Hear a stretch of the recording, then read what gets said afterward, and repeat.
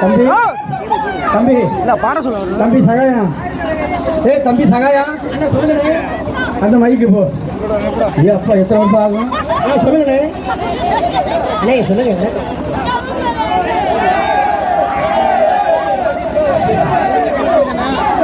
அண்ணே சுகன்யா சுகன்யா இது ஒன்று 100 கோடி கொடுத்தாலும் பத்தாது அடாடா கொலையாக கொண்டுட்டேன்.